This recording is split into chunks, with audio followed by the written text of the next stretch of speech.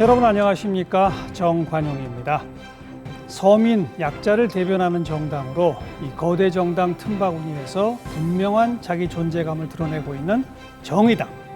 새로운 당대표를 뽑게 됩니다.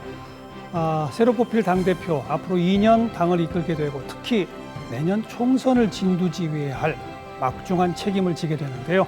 과연 누가 당대표에 적합할지 여러분 함께 판단해 보시기 바랍니다. 정의당이 주최하고 SBS, KBS가 공동으로 방송하는 정의당 당대표 후보 토론회 이제 시작하겠습니다. 자, 당대표 후보로 두 분이 출마하셨는데요. 오늘의 이 좌석 배치 또 발언 순서 모든 것은 사전 추첨을 통해 결정됐다는 점 미리 말씀드리고 한 분 한 분 소개해 드립니다. 먼저 심상정 후보이십니다. 그리고 양경규 후보 나오셨습니다. 네, 지금부터 70분 동안 공통질문, 개별질문, 상호토론, 자유토론 등등 다양한 형식으로 토론을 펼칠 텐데요. 누가 더 당대표에 적합할지 한번 판단해 보시기 바랍니다. 첫 번째 순서는 역시 내가 왜 당대표가 되어야 하는가, 이른바 출마의 변이겠죠. 1분 30초씩 심상정 후보부터 기회를 드리겠습니다. 본인을 소개하는 영상이 끝나면 발언을 시작해 주시기 바랍니다. 시작하시죠.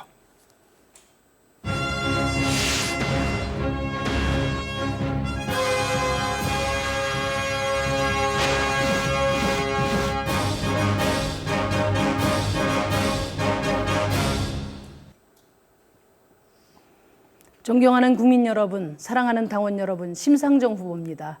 저는 대한민국의 미래를 위협하는 두 가지 위협에 대해서 늘 말씀드려 왔습니다. 하나는 북핵 문제고요. 또 하나는 불평등 문제입니다. 어제 판문점에서 남북미 정상이 역사적으로 만나는 것을 다들 지켜보셨을 겁니다. 어렵게 다시 출발한 평화의 열차가 한반도 비핵화와 또 항구적인 평화 체제의 역에 도달할 때까지 멈춤 없이 달려가기를 국민 여러분과 함께 기원합니다. 그런데 국민 여러분, 민생은 어떻습니까? 촛불 들어 정권 바꾼 지 2년 됐습니다. 체감할 수 있는 변화도 또 미래에는 좀 나아지리라는 희망도 찾기 어렵습니다. 왜 그렇습니까? 정치가 바뀌지 않기 때문에 그렇습니다. 자유한국당이 제1야당으로 있는 대한민국 국회에서 민생개혁은 사실상 불가능합니다. 또 집권 포만감에 젖어있는 더불어민주당 집권 개혁의지 불투명합니다. 이런 정치제가 바꿔보려고 8개월 동안 선거제도 개혁 안 만들어서 패스트트랙까지 지정을 했는데 큰 당들에 의해서 제가 해고됐습니다. 저 한 사람 해고야 뭐 대수겠습니까? 그러나 저와 정의당이 겪고 있는 이 모욕과 불이익은 곧바로 우리 대한민국 사회에 힘없고 권력 없는 보통 시민들의 고통으로 이어진다는 점에서 저는 마음이 몹시 급합니다. 내년 총선 거치면서 정의당 더 크고 강한 당으로 거듭나서 민생을 확고하게 지켜나갈 것입니다. 감사합니다. 네, 다음은 양경규 후보 출마의 변입니다. 역시 본인 소개 영상 후에 시작하시죠.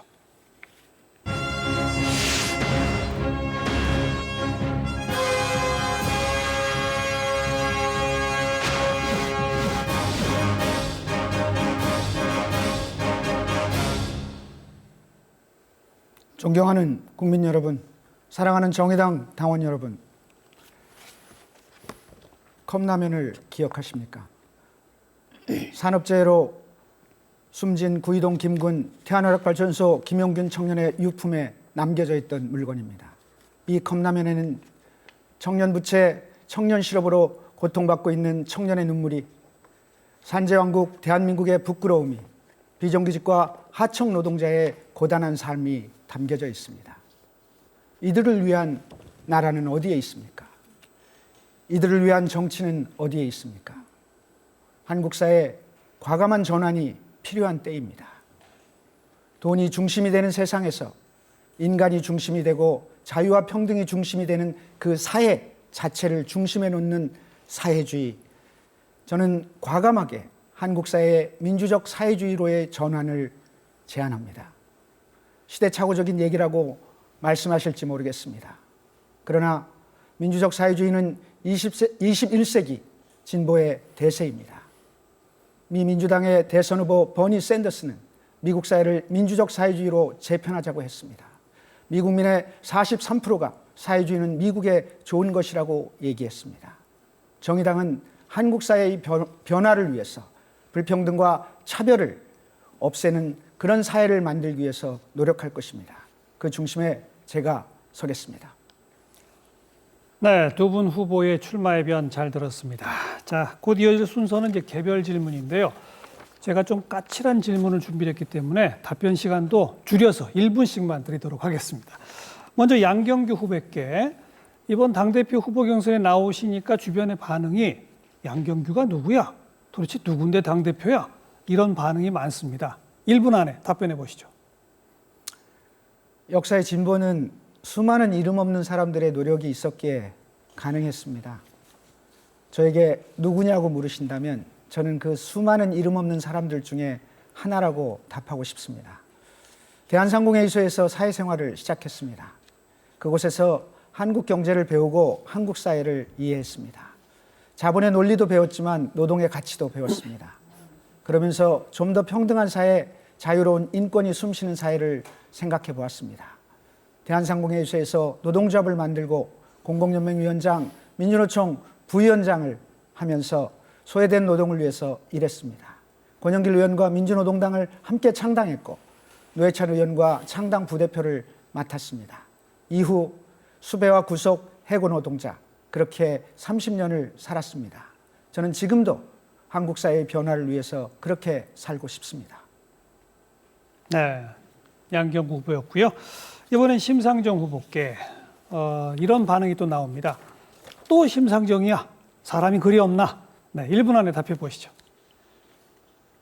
네, 저 총선 승리하기 위해서 나왔습니다. 내년 총선은 촛불혁명 이후 첫 번째 총선입니다. 그동안에 대통령은 바꿨지만 국회는 바꾸지 못했습니다. 내년 총선은 촛불 이전에 낡은 기득권 국회를 유지할 것이냐 아니면 과감한 개혁을 통해 민생 대전환의 국회를 이룰 것이냐 갈림길입니다. 자유한국당의 부활이냐 정의당의 약진이냐를 판가름하는 선거입니다. 저는 우리 5만 당원을 넘어서 300만 지지자와 함께 반드시 승리할 것입니다. 더 크고 강한 정당으로 민생개혁의 고삐를 틀어주겠습니다. 우리 당 좋은 정치인 많습니다. 심상정밖에 없어서 심상정 나온 거 아닙니다. 이번 총선의 적임자가 심상정이라고 하는 우리 당원과 국민의 부름에 부응하고자 나왔습니다. 네, 심상정 후보였습니다. 자, 이제 두 번째 개별 질문이고요. 이번엔 심상정 후보부터 당의 노선에 대해서 질문을 드리겠습니다. 캐치프레이즈 등을 보면 이 개방과 혁신을 강조하고 계신데 그 이유가 뭔지 1분 30초 드리겠습니다. 진보정당 정의당에는 두 갈래의 길이 있습니다. 하나는 선명한 이념을 내세워서 정체성의 차별성과 급진성을 부각시키는 길입니다. 또 하나는 우리 지지자와 시민의 삶을 보호하고 그들을 위한 정책이 실현 가능성을 높이기 위해서 더 크고 강한 정당으로 성장하는 것입니다. 저 심상정은 이념을 앞세운 과거의 길이 아니라 정책적으로 더 유능하고 정치적으로 더 책임지는 미래의 길을 가겠습니다. 더 크고 강한 정의당 성장의 길을 안내해 갈 것입니다. 민주주의 사회에서 정당에게 이념이란 목적이 아니라 수단과 도구입니다. 이런 정신이 우리 당원들이 합의한 당 강령에 아주 확고하게 드러나 있습니다. 우리 정의당은 진보적인 이념과 노선을 정성스럽게 계승하지만은 낡은 특정 이념에 스스로를 가두지 않고 새롭게 한국 사회에 제기되는 모든 의제들에 대해서 적극적인 대안을 추구할 것입니다. 이상을 향해 걸어가지만 지금 변화 가능한 현실을 주목하고 그런 꿈꾸는 현실주의자 정당입니다. 이것이 우리 정의당 당원들이 합의한 정의당 노선이고 저 심상정의 노선입니다. 네, 상대적으로 양경규 후보께서는 이 캐치프레이즈 등을 보면 당의 정체성 강화를 강조하고 계신데 그 이유는 뭔지 역시 1분 30초입니다. 네, 심상정 후보와 가장 큰 차이는 한국 사회를 바라보는 시각이 다르다는 겁니다. 저는 정의당이 아주 잘 해왔습니다. 그리고 이 주어진 틀 내에서 뭔가 조금 더 진보를 위해서 많은 노력을 해왔고 그 속에서 한국 사회의 진보를 만들어냈습니다. 그러나 주어진 틀 안에서 무언가를 변화시킨다라는 것이 한계가 있는 것이 확인되고 있습니다. 모든 사람들이 사회적 불평등과 차별을 얘기하지만 시간이 흐를수록 점점 더 확대되고 있지 줄고 있지 않습니다. 그렇다면 뭔가 다른 해법이 필요하다고 봅니다. 전통적인 방식으로 소비를 증대하고 그리고 생산을 늘리고 노동소득을 증대시켜서 복지국가와 사회보장을 확대하는 것, 이것이 한계에 부딪혔고 이게 세계 경제의 일반적인 추세입니다. 다른 해법, 바로 지금 우리가 살고 있는 이 세상에서 이윤 중심인 세상에 대해서 근본적인 질문을 던지는 겁니다. 이것이 과격하거나 선명한 것이 아니라 이것이야말로 가장 대중적인 요구인 겁니다. 그것을 우리는 민주적 사회주의라고 부르는 겁니다. 주의자가 붙어서 이념이라고 얘기할지 모르지만 이것이야말로 정의당을 더 큰 정당으로 만드는 대중정당이 되는 길이라고 저는 생각하고 있습니다. 네, 두 분께서 당대표가 되시면 당을 어떤 노선으로 이끌 것인지 분명히 좀 차별성이 드러나는군요. 그러면 그 두 분의 그 차이에 대해서 자유롭게 두 분이 토론하실 수 있는 시간 드리겠습니다. 한 분당 7분씩의 발언 시간이 주어집니다. 순서상 심상정 후보가 먼저 시작을 하십니다만 역시 이름대로 자유롭게 토론해 주시고요. 한 분 발언이 한 1분 안 넘어가는 게 좋을 것 같고 또 질문의 성격을 띄었으면 상대 답변은 최소한 30초 이상은 듣는 그런 모범을 보여주시길 부탁을 드리도록 하죠. 심상정 후보 한번 시작해 보십시오. 네, 우리 양경규 후보께서 민주적 사회주의를 제안을 하셔서 이제 보통 이념은 정책으로 표현되니까 어떤 정책을 내놓으실까 제가 궁금했습니다. 두 가지 정책을 내놓으셨어요. 그래서 제가 유심히 살펴봤습니다. 하나는 토지혁명이고 하나는 소득격차의 과감한 해소를 제시하셨는데 제가 이걸 살펴보니까 한마디로 말하면 복지국가 하자는 얘기예요. 그러니까 다소 양적인 차이가 있지만 양 후보의 제안은 그동안 정의당에서 주장했던 그런 내용과 대차 없고 또 제가 대선 후보 때 냈던 공약과도 거의 유사합니다. 그러니까 굳이 이름을 붙이면 민주적 삼인주의라고 할까?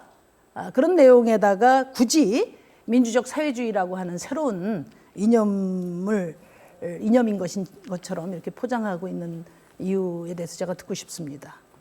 네. 아주 고래장 얘기가 될지 모릅니다만 공자가 이런 말씀을 하셨습니다. 세상의 모든 것에 정명이라고 하는 것이 가장 중요하다. 그것은 이름을 짓는 것입니다. 우리들의 정책은 민주당과 비슷할 수도 있고 정의당이 또 비슷할 수도 있고 때로는 다른 정당과도 비슷할 수 있습니다. 그런데 중요한 것은 그것들이 무슨 의미를 함유하고 있고 그것이 무엇을 지향하고 있는 것인지를 분명하게 보여주지 않는다면 국민들은 비슷하게 생각합니다. 사실 우리 국민들은 민주당과 정의당의 차이가 뭐가 얼마나 다르냐라고 얘기할 겁니다. 그때 우리는 현재의 세상에 대해서 보다 근본적인 질문을 던지면서 보다 근본적인 대책을 내놓는 정당이다. 이렇게 얘기를 하고자 해서 민주적 사회주의라고 하는 말을 썼습니다. 부동산 문제, 우리 정의당이 그동안 계속 주장한 부분이 있습니다. 그러나 제가 보기에 그것은 주어진 범위 내에서 일정하게 어느 정도의 개선을 얘기하는 거지만 민주적 사회주의의 관점에서 보면 보다 분명하게 그 근원을 묻겠다는 겁니다. 예를 들면 1가구가 1주택만 소유하게 하고 그 이상의 주택에 대해서는 명확하게 부동산세를 상상할 수 없을 정도로 내게 하고 그럼으로써 주택들이 사회에 나오고 그것들을 국가나 협동조합이나 지방자치단체가 매입하면서 사회주택을 만들어가면서 한국 사회의 주거 문제를 과감하게 해결하겠다는 분명한 대안을 내지 않는 한 현재 한국 사회에서 이 문제를 해결하기는 쉽지 않다는 것이죠. 이제 제가 좀 잘 이해가 안 가는 게 1가구 1주택의 원칙을 분명히 하고 그 넘어서는 가구 소유에 대해서는 아주 과한 조세를 하겠다는 세금을 매긴다는 거죠. 제 심상정 후보의 대선 공약이거든요. 그러니까 심상정 후보께서는 1가구 2주택 얘기하셨고요. 제가 잠깐만 말씀드릴게요. 미국 샌더스의 민주사회주의 이야기 하시는데 미국 그 샌더스는 연설에서 그렇게 이야기했어요. 나의 이념적 뿌리는 루즈벨트의 뉴딜이다. 그러니까 사실 미국적 맥락에서 보면은 포스트 케인주의 정도의 스펙트럼입니다. 거기는 워낙에 보수주의, 자유주의가 양당 체제를 오래 해왔기 때문에 이걸 넘어서면 다 그냥 사회주의예요. 근데 우리나라는 아시다시피 우리가 분단과 냉전을 겪으면서 우리 국민들이 이념에 대해서 잘 압니다. 그리고 민감합니다. 우리나라에서 사회주의라는 것은 소유권의 전환을 의미하는 것인데 우리 그 후보님 공약을 제가 앞만 찾아봐도 소유권 전환은 없어요. 그런데 굳이 이 삼인주의 복지국가 하자는 얘기를 우리 국민들이 오해와 불신을 사토록 민주적 사회주의로 포장하는 이유가 도대체 뭔가. 제가 이게 미국 샌더스를 배우는 것도 좋지만 우리 국민들하고 소통하는 준비가 더 필요한 게 아닌가 그런 생각을 해봤습니다. 국민들이 오해하게 만들 것이다라고 하는 지점에 대해서 먼저 말씀을 드리겠습니다. 비슷하게 얘기하면 삼인주의와 별로 다를 것이 없는데 왜 굳이 사회주의로 얘기했냐라고 하는 문제인데요. 가장 큰 차이는 현재 살고 있는 세상에서의 일정한 변화, 일정한 복지를 얘기하는 지점에 있어서 같을 수 있습니다. 그러나 그것이 현재 유럽 사회에서 벌어진 것처럼 지난 직전 대통령 선거에서 집권을 했던 프랑스 사회당이 현재는 6%에서 8% 정도의 지지율을 갖고 있습니다. 이것은 사실 상상하기 어려운 얘기인데요. 직전 대통령, 그 집권당이 지금 6%의 정당이 된 것은 바로 현재의 사회에 대한 불평등과 차별의 문제에 대해서 보다 본질적이고 근원적인 질문을 명확하게 던지지 않고 종래 우리는 삼인주의 정당이다라고 하는 입장에서 주어진 범위 내에서 개혁안을 제출하는 것이 사실은 현재 불평등과 차별에 시달렸던 프랑스 국민들에게 전혀 감동적이지 못했다는 뜻입니다. 제가 정명이라고 하는 말씀을 드린 이유는 그만큼 분명하게 한국 사회의 변화를 만들어 가겠다. 사실 그렇게 따지면 민주당에서 눈에 우리랑 공약이 별로 다르지 않은데 굳이 정의당을 하느냐라고 했을 때 우린 진보정당이다라고 얘기하는 것과 크게 다르지 않습니다.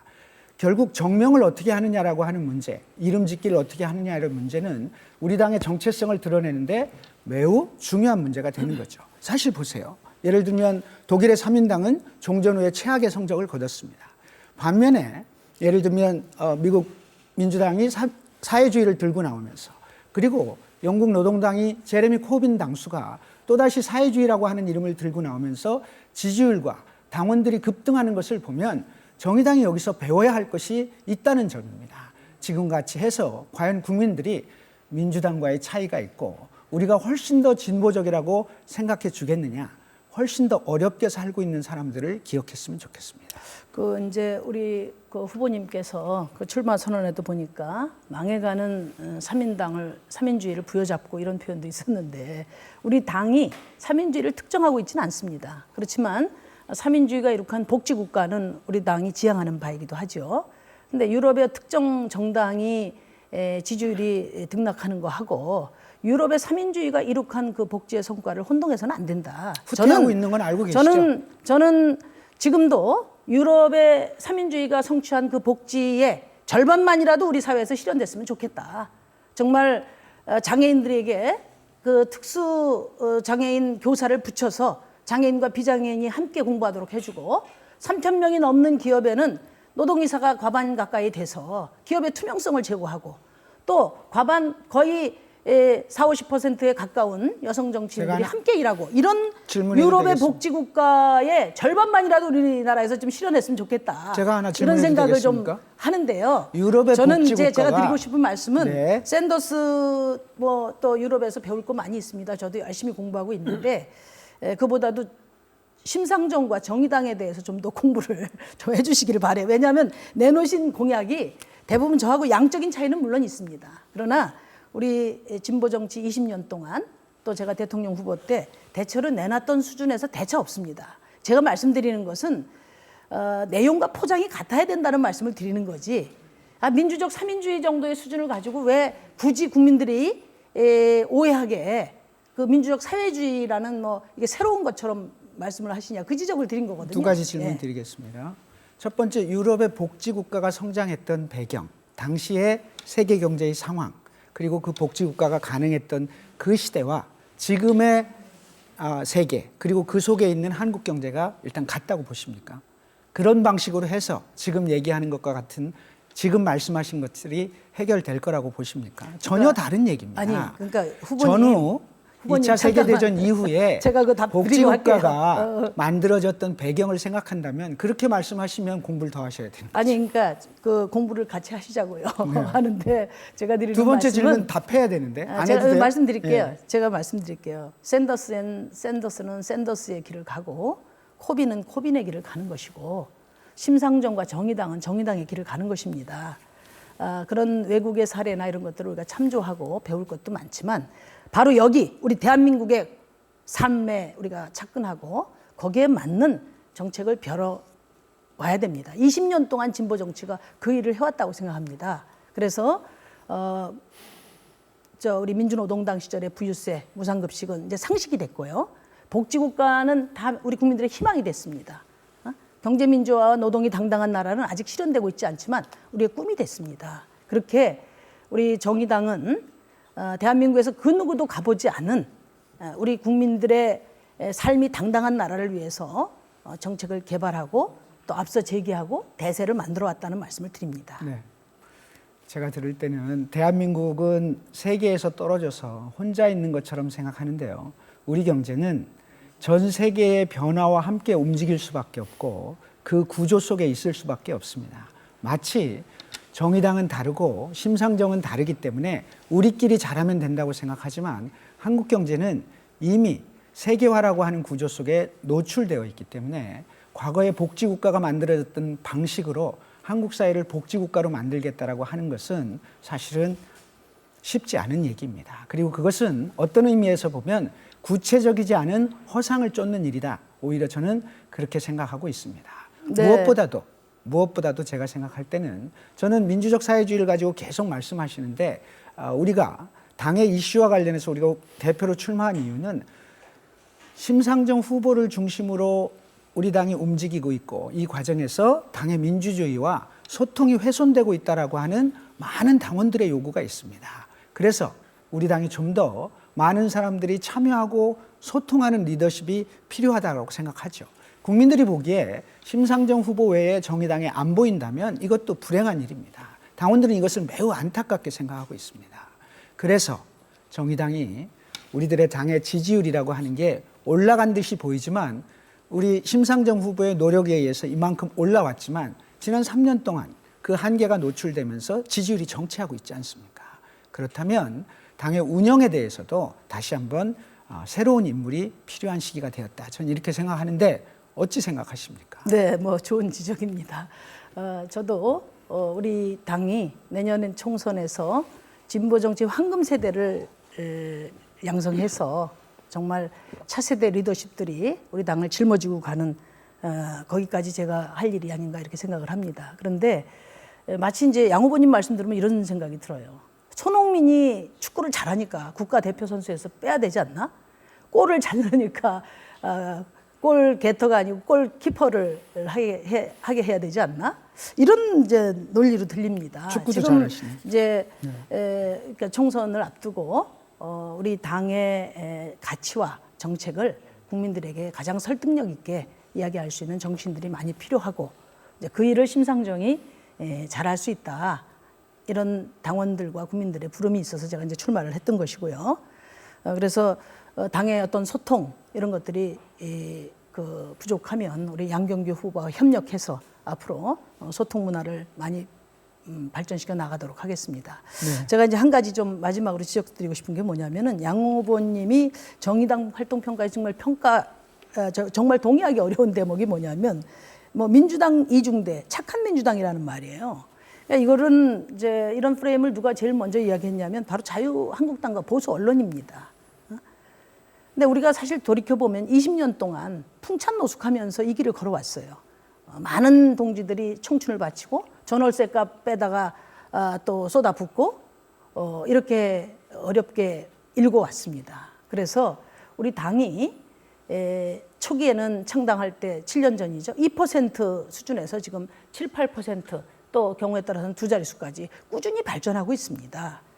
그런 정의당의 정의로운 복지국가의 어떤 비전 또 깨끗한 정치인들 그리고 또 아주 성실하고 또 민생 현장에 밀착해서 결합하는 이런 시우머니 우리들의 시간 다 실천, 됐습니다. 우리들의 실천이 바로 국민들에게 이제는 평가받기 시작했다 이렇게 생각합니다.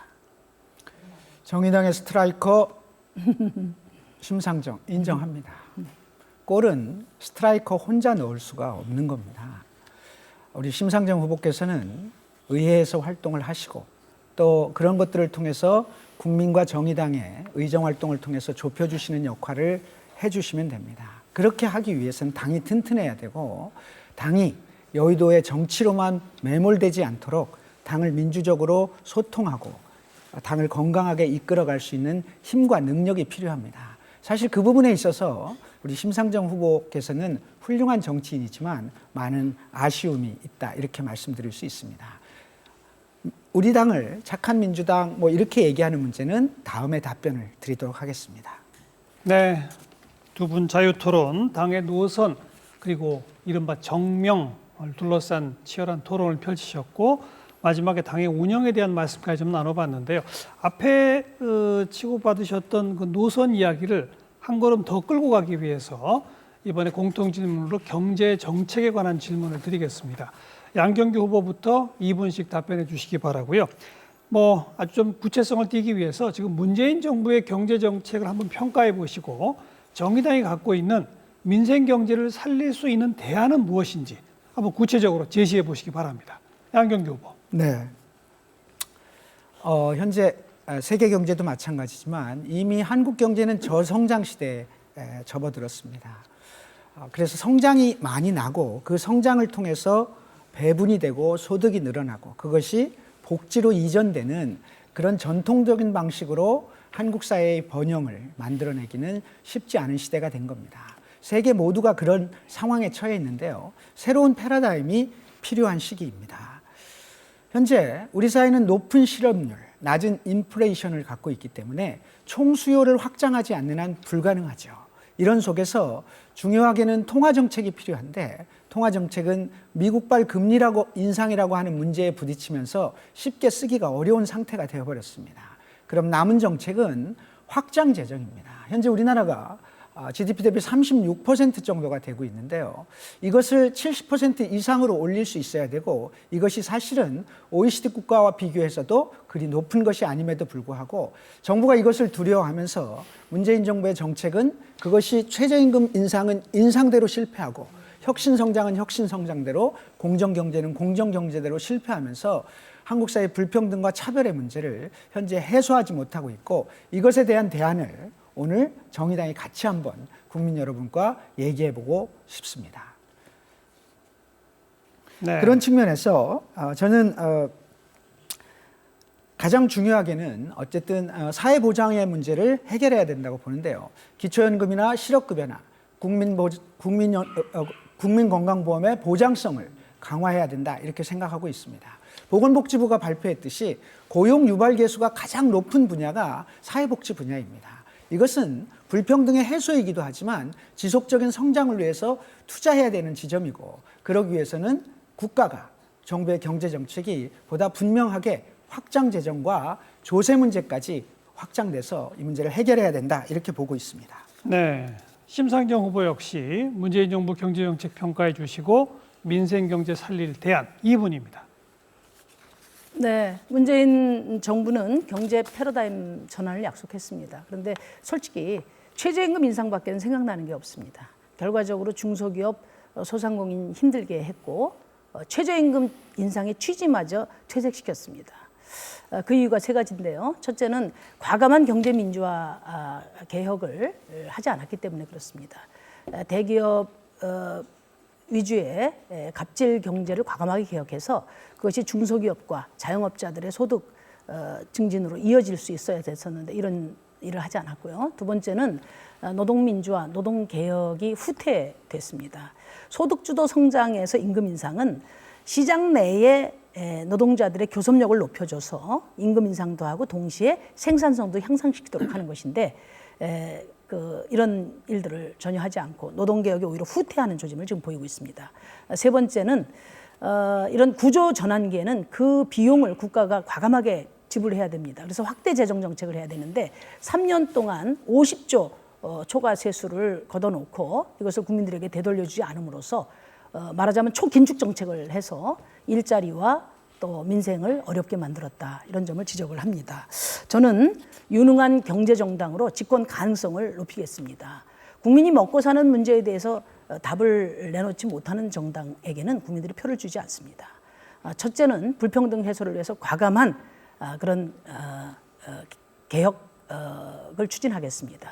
부동산 불패 신화가 누적시킨 자산 격차, 세계 최고 수준의 소득 격차, 그리고 세금 없는 대물림 철저히 개혁하겠습니다. 이와 더불어서 그린 뉴딜 위원회를 만들어서 녹색이 산업과 연결되고 또 일자리가 고용과 연결되는 새로운 산업 전략을 제시하겠습니다. 네, 두 분의 이 경제 정책 말씀 들어봤는데요. 내친 김에 정책 토론으로 바로 이어가겠습니다.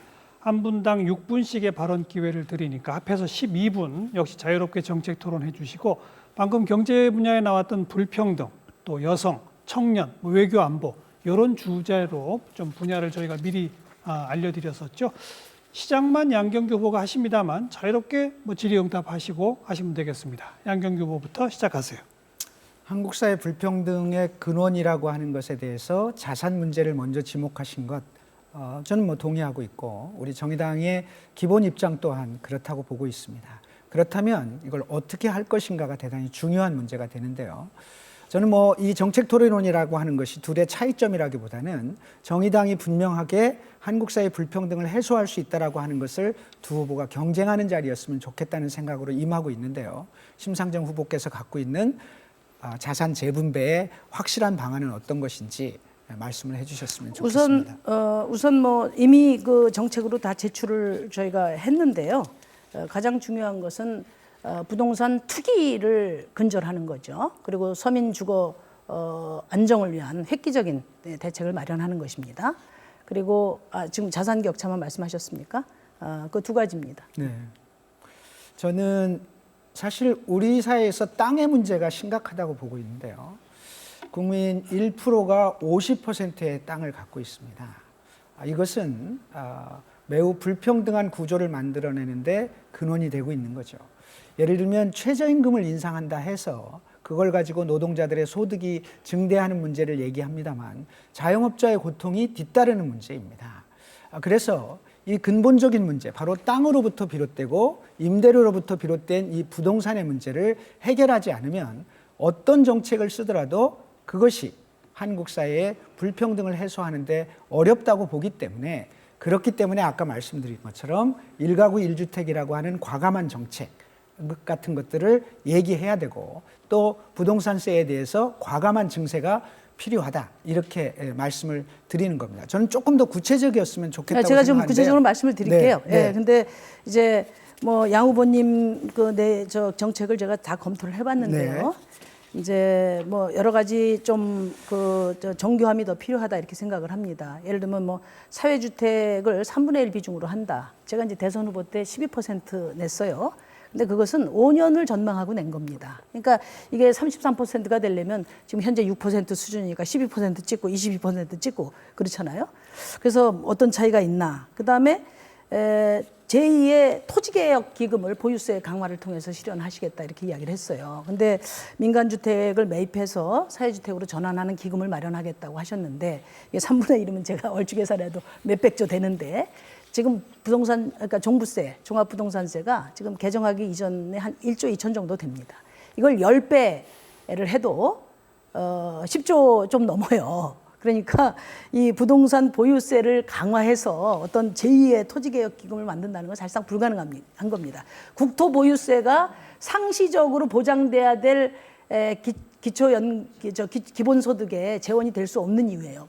보유세는 강하게 매기면 그다음부터는 재원이 사라지는 세수입니다. 이런 점은 좀 살펴주셨으면 좋겠고요. 저는 토지혁명의 가장 핵심적인 과제는 기업의 비업무용 토지라고 생각합니다. 이게 과거 노무현 정부 때 보유세 때 이 비업무용 토지가 2%였는데 이명박 대통령이 0.7로 인하하면서 10년 사이에 1억만 평에서 6억만 평으로 대기업들이 이걸 매입을 했어요. 그러니까 사내 유보금의 대부분이 다 이 이 돈에 저 비업무용 토지에 잠겨 있는 겁니다.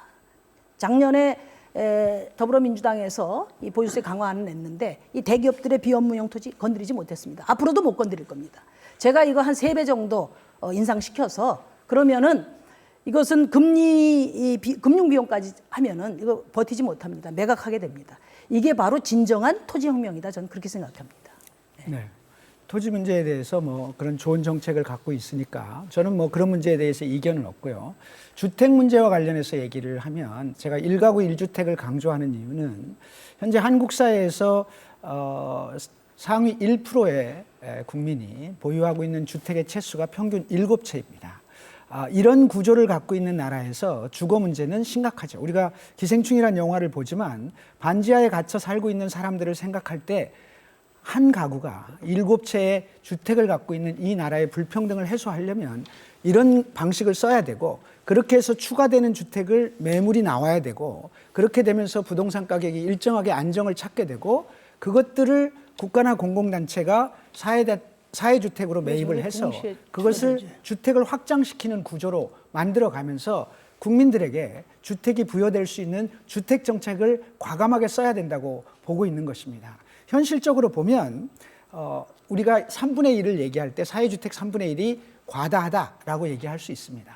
그러나 저는 이와 같은 정책을 써가면서 3분의 1을 목표로 해서 분명하게 가야 되는 것이지 여기서도 주춤주춤 개혁안을 제출한다면 여전히 우리가 그 문제를 해결하고 있지 못하고 사실 사회주택에 대해서 이것을 확장하니 많이 하는 문제에 대해서 국민의 주택 정책으로서 국민들이 명확하게 나의 문제를 해결하고 있다라고 하는 인식을 주지 못하고 있기 때문에 그렇기 때문에 우리 정의당이 조금 더 과감한 정체성을 가지고 국민들에게 접근하는 것이 좋겠다 이렇게 말씀을 드리는 겁니다. 두 분 그러니까 토론 네, 네. 제가 잠깐만 끼어들겠습니다. 죄송합니다. 제 시간까지 같이 가버렸어요? 그러니까요.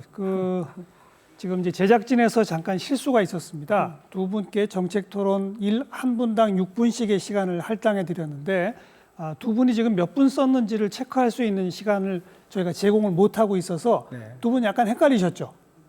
네. 제 기억에 지금 요 정책 토론 시작하고 두 분이 거의 비슷한 시간 쓰신 것 같아요. 맞죠? 네. 아닌가요? 저는 한 번밖에 발언을 못 했는데. 그래서 그냥 두 분께 한 3분 30초씩 네. 양쪽에 시간을 드리고요. 나머지 시간 카운터는 좀 정확하게 해주세요. 한쪽은 심상정 후보, 한쪽은 양경규 후보.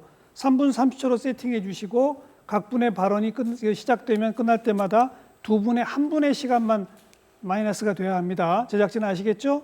네. 자, 죄송합니다. 심상정 후보 바로 네, 받아주시죠. 괜찮습니다.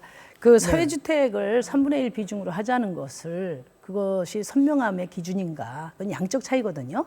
그러니까 정확하게 말하면 양경규 후보와 저의 차이는 저는 로드맵이 있는 개혁 아니고 양경규 후보님은 선언적인 개혁안의 차이일 뿐이에요. 근데 그것을 가지고 무슨 어떤 우리 당의 어떤 근본적인 차이처럼 말씀하시는 거는 조금 제가 조금 이해가 잘 안 된다 이런 말씀을 드리고요. 잠깐만요. 제 얘기니까.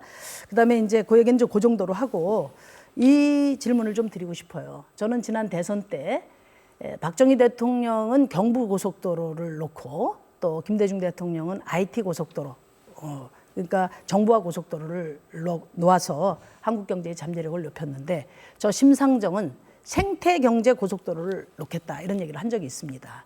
지금 우리 탄소 경제를 이제는 저 녹색 경제로 대전환을 해야 될 시기인데 이 부분에 대한 어떤 대안이 있으면 말씀해 주시기 바랍니다. 일단 같은 얘기를 하더라도 우리가 예를 들면 최저임금 문제에 대해서 얼마나 근본적인 문제를 인식하고 이것을 불평등의 문제 그리고 최저임금 노동자들의 생존권의 문제로 바라보느냐 하는 것은 중요한 문제이죠. 이때 예를 들면 최저임금을 우리는 많이 올리기를 원하지만 지금은 100원만 올렸으면 좋겠다는 것과 우리는 10,000원을 올렸으면 좋겠다라고 하는 것은 국민들이 받아들일 때 다를 뿐만 아니라 그 당의 기본 정책 또는 기본 노선을 표시하는 데 있어서 중요한 문제입니다. 이것을 단순하게 양적 차이에 불과하다라고 하면 세상에 구별되는 정당은 아무도 없을 겁니다. 그런 양적 차이면 제가 3분의 1 말고 2분의 1 제시하시면 더 선명하지. 로드맵이라고 하는 이유를 들어서 그 로드맵을 아주 천천히 가면서도 우리는 방향이 같기 때문에 그렇기 때문에 우리는 잘하고 있다라고 말씀하신다면 국민들이 동의하지 않는 거죠. 그래서 이걸 마치 조금 더 높은 목표를 잡으면 로드맵이 없고 작은 목표를 잡으면 로드맵이 있다고 보일지 모르지만 저는 그렇게 작은 목표와 작은 개혁을 가지고 적당하게 가는 것이 우리 당이 국민들에게 지지를 획득하고 불평등과 차별에 있는 국민들에게 아, 정의당이구나 라고 하는 인식을 주는데 결정적 장애가 되고 있다고 보고 있는 겁니다. 답변하신 질문, 녹색 문제에 관해서 말씀드리겠습니다. 사실 요즘 날씨가 너무 뜨거워지기 시작하고 프랑스 같은 경우에 49도가 올라갔다고 하는데요. 지구의 위기가 심각합니다. 그리고 이 지구의 위기는 소위 돈을 좋아하는 사람들, 자본이 이윤을 추구하는 과정 속에서 벌어지는 일이고 결국 자본주의 체제가 갖고 있는 근본적인 문제가 환경과 생태의 문제가 되었습니다. 그리고 이건 지속 가능하지 않습니다. 이와 같은 방식은. 따라서 이제는 녹색 성장, 녹색 전환을 통해서 바꿔야 됩니다. 돈이 많이 드는 일입니다. 그렇지만 이 녹색 성장이 중요한 이유는 그렇게 투자를 많이 하면 지속 가능할 뿐만 아니라 훨씬 더 많은 일자리를 확보할 수 있다고 하는 장점이 있습니다. 저는 일단 이것을 위해서 녹색은행을 만들어야 된다 이렇게 보고 있습니다. 그래서 이 녹색은행을 통해서 녹색으로 전환하고자 하는 산업, 녹색으로 전환하고자 하는 생태의 모든 환경들에 대해서는 정말로 많은 재정 지원이 이루어질 수 있는 인프라를 먼저 만드는 것이 우선 첫째라고 생각합니다. 제 얘기가 좀 길어지는데요. 다른 대안이 있으시면 또 말씀을 하시죠. 하나씩 주고받죠. 아까 그 말씀하신 것 중에서요. 그러니까 우리가 이제 그 더 높은 그 목표를 제시하는 것과 낮은 목표를 제시하는 문제를 말씀드린 게 아니고 우리가 국민들에게 이게 어떻게 실현 가능한지 로드맵을 제시해야 된다는 말씀을 제가 드린 거예요. 예, 그거는 그렇게 좀 정리하면 좋을 것 같고 저는 이제 그 이 녹색 경제로 과감한 전환을 하는데 이제 구체적인 프로그램을 이제 제안을 드리려고 합니다. 정부에도 제안하고 국회에도 제안할 생각인데요. 일단 국민 전기차 시대를 열어서 미세먼지를 줄이고 그리고 고용을 창출해야 된다 이렇게 생각합니다. 지금 파리나 암스테르담 같은 세계 도시는 내연기관 도시 진입을 금지하고 있습니다. 우리 정부도 대기업들 수소차 또 전기차 하는데 보조금 주고 세금 지원해 줄 게 아니라 말하자면 대기업들의 탄소제 그 휘발유차 진입을 금지하고 이것을 친환경차로 바꿔서 대규모 수요 창출을 해야 된다고 저는 생각합니다. 그것을 위한 어떤 대대적인 전환 프로그램을 제시해야 된다고 보고요. 이 전환을 위해서 16조 4천억에 달하는 교통세 이걸 전환해서 국가투자은행이 그것을 뉴딜 인프라에 투자를 하도록 하겠습니다. 그래서 적어도 30년에서 50년 대전환의 계획을 가지고 정부가 수요를 창출해주고 그러면 투자는 따라오죠. 그리고 인프라 구축해주고 때로는 직접 투자자가 돼서 중소기업 중심의 인프라를 강화시켜 나가는 그런 대전환을 준비 중에 있다는 말씀 드립니다. 네, 양경규 후보, 뭐 자연스럽게 두 분 다 한 1분가량, 50초가량씩 남았습니까? 아직 남아있네요. 시간이? 예. 그럼 제가 한 가지 더 질문을 드릴까요? 아니면 제가, 먼저 말씀하시죠. 예. 저는 이제 이 불평등 문제를 위한 자산의 문제도 중요하지만 노동소득의 격차를 줄이는 문제도 중요하다고 보고 있습니다. 이 소득 격차를 어떻게 해소할 것이냐. 우리 대기업과 중소기업의 임금 격차, 노조 있는 사업장과 없는 사업장의 임금 격차. 이런 문제들을 어떻게 해소할 거냐라고 하는 문제가 중요한데요. 노조 있는 사업장들의 임금이 높다라고 하고 그래서 노조가 기종노조라고 불리지만 사실 이걸 뒤집어 얘기하면 노조 있는 사업장들의 임금이 높다면 노조할 권리가 확장되고 노동자들이 노동조합에 가입할 수 있는 여건과 조건을 만드는 것도 국가의 정책이어야 합니다. 근데 오히려 노동을 존중하기는커녕 민주노총 위원장을 구속하고 노동 존중이 후퇴하는 것은 매우 유감스러운 일이다 이렇게 보고요. 노동소득 격차를 위해서는 저는 산업별 사회연대기금을 만들어서 고소득 사업장은 임금을 조금 줄이고 저소득 사업장은 임금을 올리고 그것이 한 산업 내에서 이루어지고 그것이 또 기금으로 조성되는 그런 것이었으면 좋겠다. 기회가 되면 다시 설명하겠습니다. 저는 이제 그 소득 격차를 해소하는 방안을 이미 제시한 바가 있는데요. 그러니까 천정은 낮추고 바닥은 올려야 격차가 해소되지 않습니까? 그래서 이 가장 중요한 이 소득 격차의 비용은 대기업, 원청 그리고 또 본사 이런 그 우리 사회의 대기업 기득권 세력이 지불을 해야 된다 이렇게 생각합니다. 그래서 초과이익 공유제를 제안했고요. 네. 최근에 이제 지역에서 지방의회에서 조례로 제정되고 있는데 최저임금과 최고임금을 연동하는 이른바 살찐고양이법, 그리고 시장 밖에 있는 아동이라든지 청년이라든지 또 아무리 일해도 땀의 보상을 받지 못하는 또 그 농민이라든지 또는 예술인 이런 분들에게는 예. 기본소득을 지불하는 것이 좋겠다 이렇게 안을 제시한 바 있습니다. 자, 두 분 후보의 이제 정책과 관련된 토론까지 지켜보셨고요. 이번 질문이 아마 가장 핵심적이고 중요하지 않을까 싶은데요. 내년 총선을 어떻게 치르실 건지, 내가 대표가 되면 총선 전략을 이렇게 수립해서 뭐 어떤 사람을 영입하고 뭐 어떤 전략과 전술로 임하겠다, 이 말씀을 1분 30초씩, 이번엔 순서가 심상정 후보부터네요. 시작하시죠.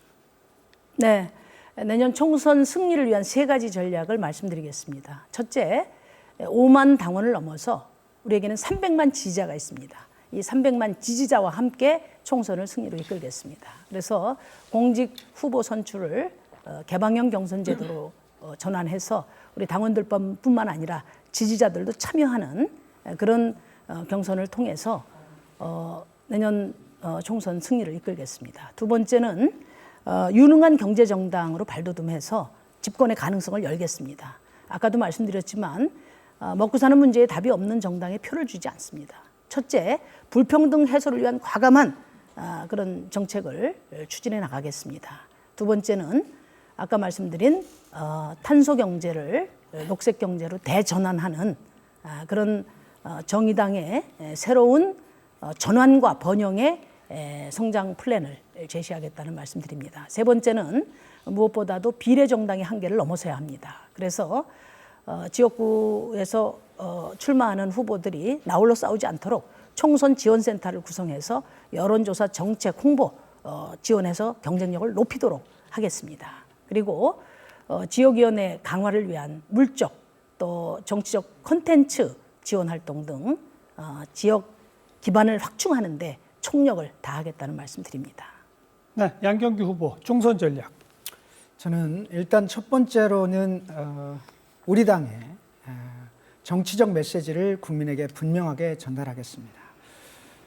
정의당은 자유한국당이나 민주당과 다른 한국 사회의 불평등과 차별을 해소할 수 있는 대안과 그리고 그것들을 분명하게 싸워내겠다라고 하는 가장 지금의 세상에 대해서 근원적인 질문을 던지고 그것에 대해서 구체적인 정책을 내는 정치적 메시지가 첫 번째 승부수라고 봅니다.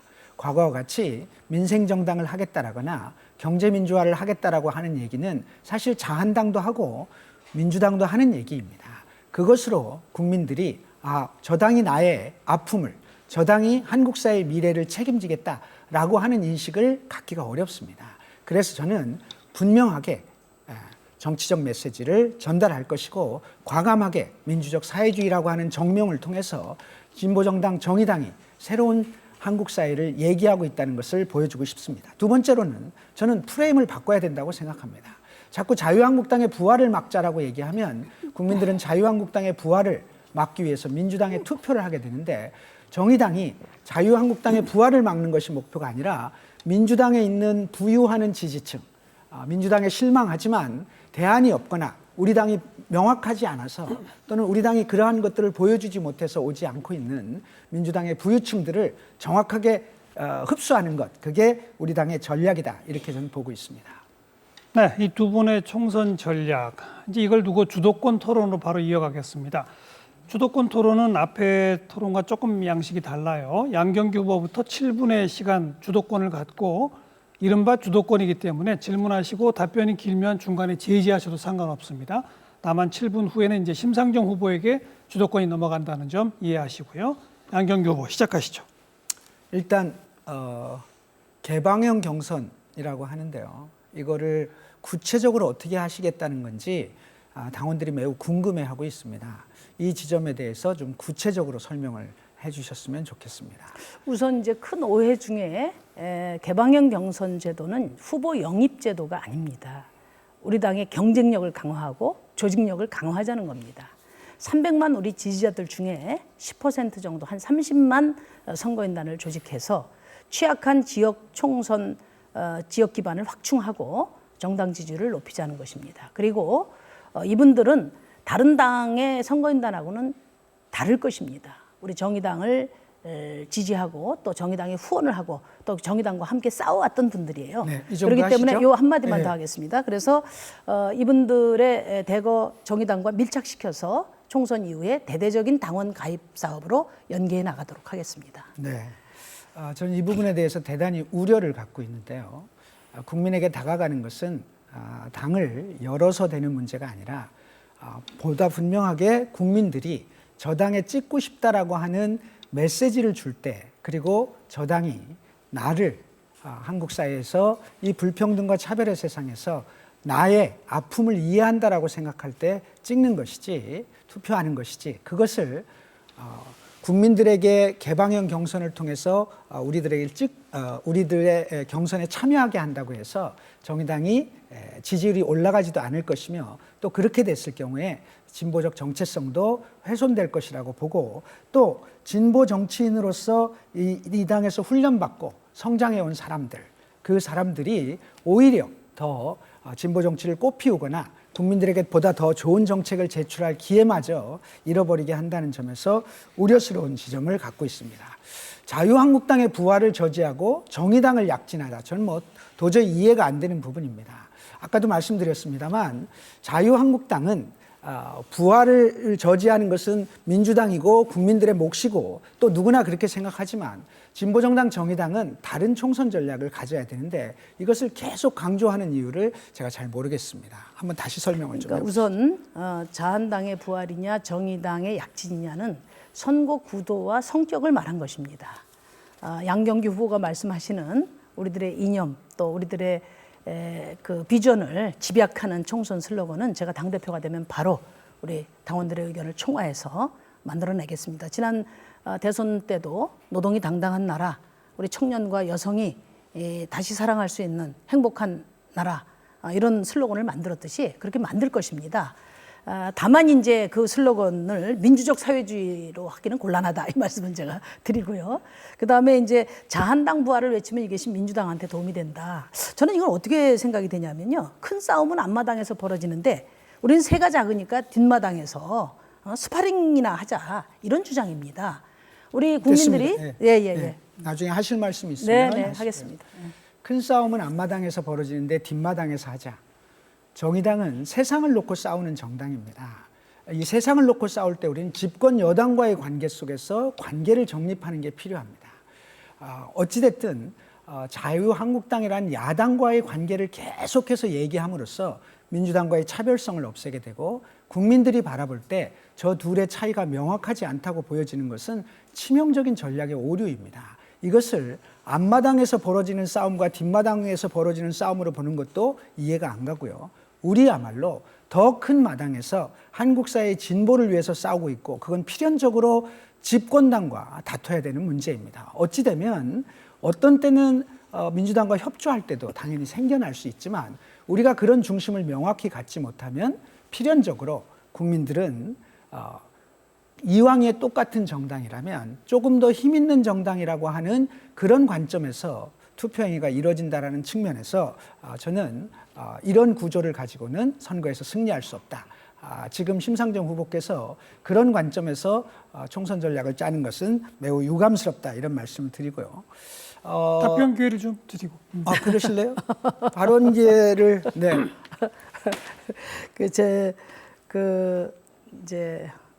제가 정개특위위원장 맡아서 네.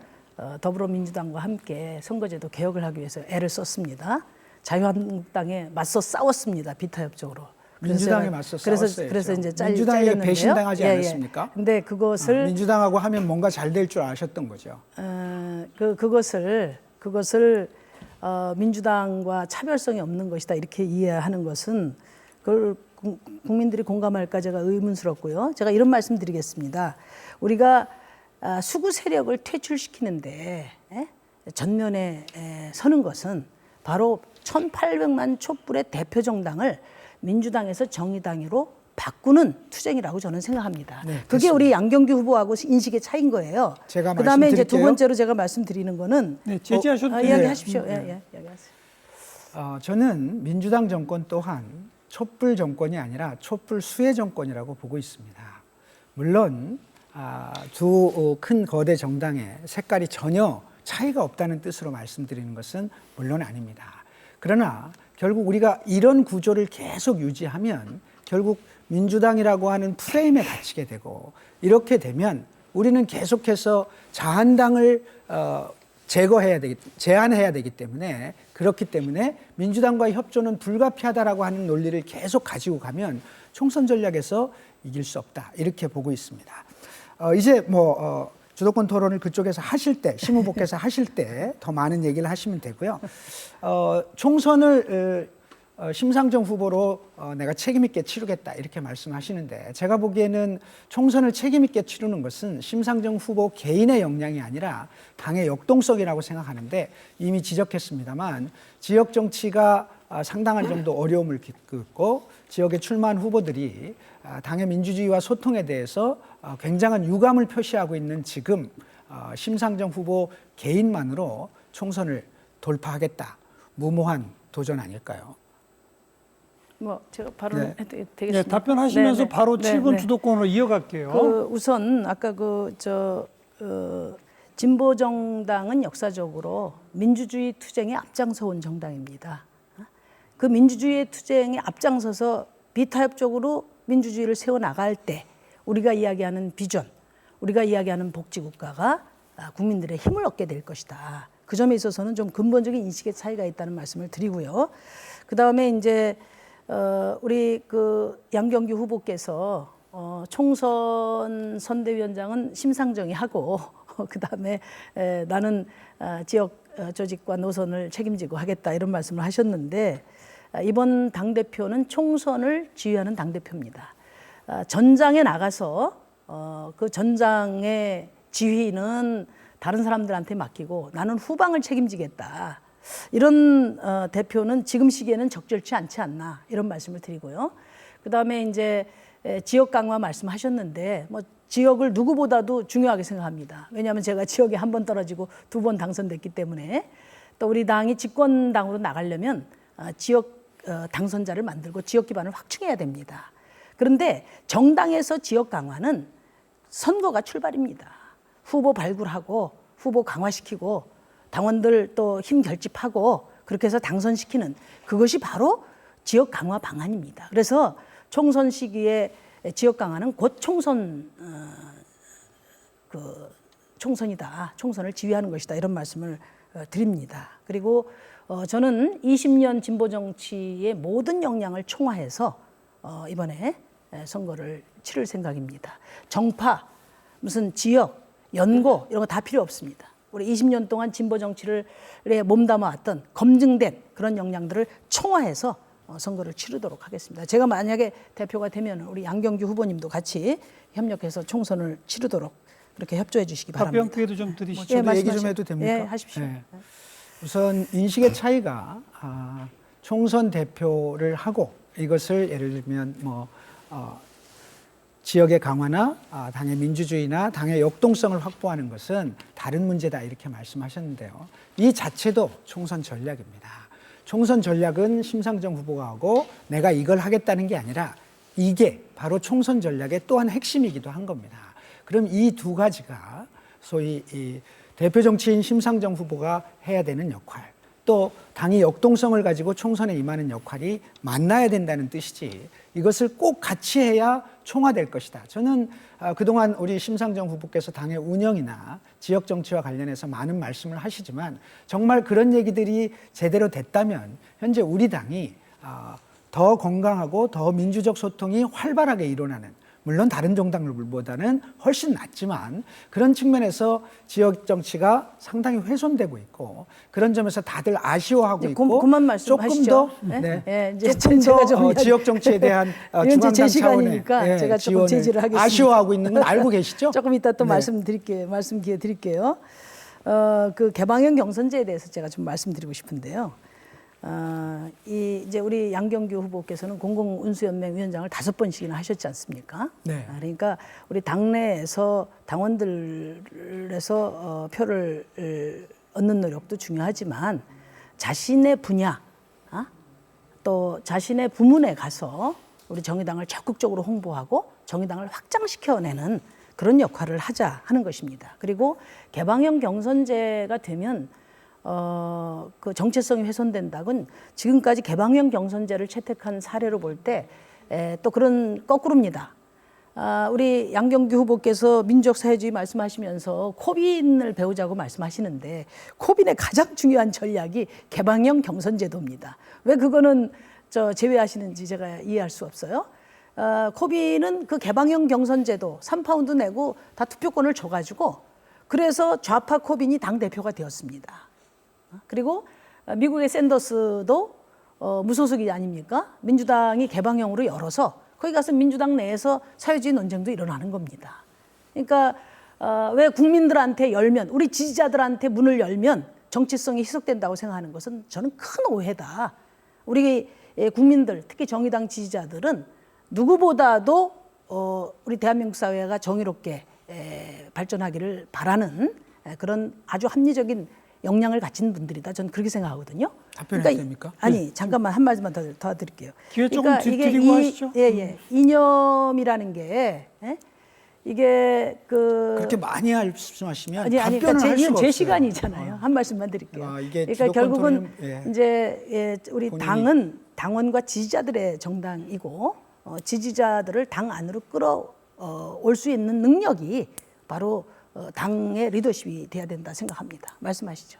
네, 일단 미국 정치는 한국 정치하고 달라서 기본적으로 진성당원제를 하지 않는 정당 정치라고 하는 게 아니라 엘리트 정치 중심이고 의회 중심 정치이기 때문에 이 구조가 개방형 경선이라고 하는 개념이 한국 사회하고는 다릅니다.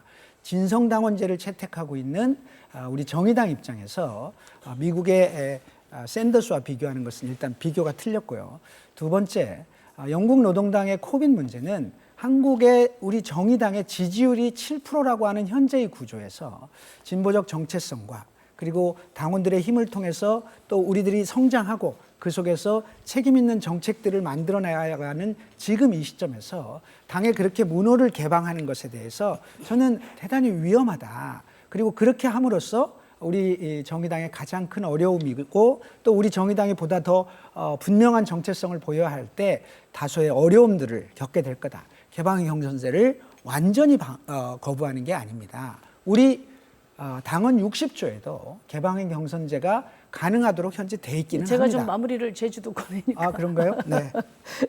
네, 저는 지금 우리 정의당은 절체절명의 지금 총선을 치러야 된다고 생각합니다. 지금이야말로 담장 밖을 넘을 그런 담대한 용기가 필요한 시점이다. 그리고 개방형 경선제를 바라볼 때 개인의 유불리로 바라보지 말고 당의 도약과 성장의 관점에서 판단하고 평가해 주시면 고맙겠습니다. 그리고 이후에 우리 당원들이 우려하는 여러 가지 문제들에 대해서는 의견 수렴을 해서 구체적인 안을 디자인할 때 우리 당원들의 의견이 충분히 반영되는 그런 제도 설계가 가능하도록 제가 당대표가 되면 꼭 우리 당원들의 의견을 청취하겠다는 말씀을 드립니다.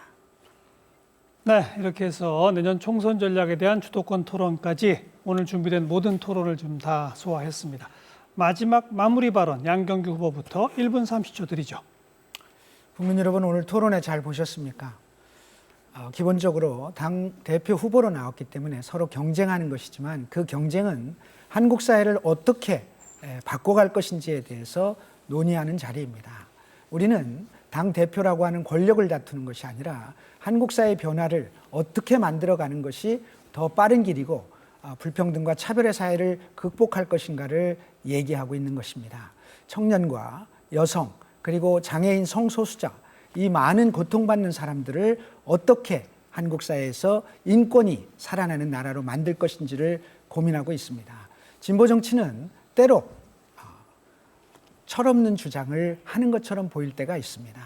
한국 사회에서 진보 정당의 창당의 역사도 그러했고 무상급식, 무상보육을 얘기할 때 부유세를 얘기할 때 모두들 당시의 한국 사회의 상식으로는 파격적이었거나 혹은 철없는 일처럼 보였을지 모릅니다. 그러나 지금 우리 사회에 그것은 상식이 되고 있습니다. 진보 정치, 진보 정당이 정의당이 주장하는 민주적 사회주의, 그리고 한국 사회에서 부동산의 문제에 대한 근원적 해결, 소득 격차에 대한 근본적 해결을 주장하는 것, 지금으로 보면 다소 철없이 보이거나 파격적으로 보일지 모르지만 이것이 곧 미래에 반드시 한국 사회의 상식이 될 것을 믿고 정의당에 대한 여러분들의 열렬한 지지를 호소드리는 바입니다. 고맙습니다. 네. 심상정 후보 1분 30초입니다. 네, 존경하는 국민 여러분, 사랑하는 당원 여러분, 7월 23일이면 우리 고 노회찬 대표님, 우리가 사랑하고 존경했던 우리의 영원한 동지 노회찬 대표님의 일주기가 됩니다. 그분의 부재 속에서 치러질 내년 총선을 생각하면 천근만근 무거운 마음입니다. 그러나 우리는 노회찬 대표가 해왔던 일, 또 우리에게 당부하신 말씀을 결코 잊지 못합니다. 작년에 우리가 민주평화당과 교섭단체를 구성한 적이 있습니다. 짧은 그 2달이었습니다. 그래서 얻은 것이 노회찬 원내대표와 심상정 정개특위 위원장이었습니다. 우리 노회찬 대표님은 그 짧은 2달 동안에 20년 동안 묵은 과제 특수활동비를 폐지시켰습니다. 저 심상정은 혼신의 힘을 다해서 선거제도 개혁안을 패스트트랙까지 올려놨습니다. 우리 정의당이 힘을 가질 때, 정의당이 권력과 가까워질 때 어떻게 다른 정치가 가능한지 짧게나마 저희가 보여드렸다고 생각합니다. 국민 여러분, 우리 노회찬 대표는 나는 여기서 멈추지만 당은 당당히 나가라고 했습니다. 저 심상정 우리 당원들과 지지자들과 함께 국민 속으로 달려갈 것입니다. 저희에게 힘을 주십시오. 저희에게 권력을 주십시오. 저희가 우리 국민들의 삶을 지키겠습니다. 더 정의로운 대한민국 복지국가 만들겠습니다. 네, 제가 드릴 수 있는 덕담은 두 분 다 1등 하십시오. 이 말밖에 드릴 수가 없네요. 정의당이 주최하고 SBS와 KBS가 공동 방송한 정의당 당대표 후보 토론 여기서 모두 마치겠습니다. 여러분 고맙습니다.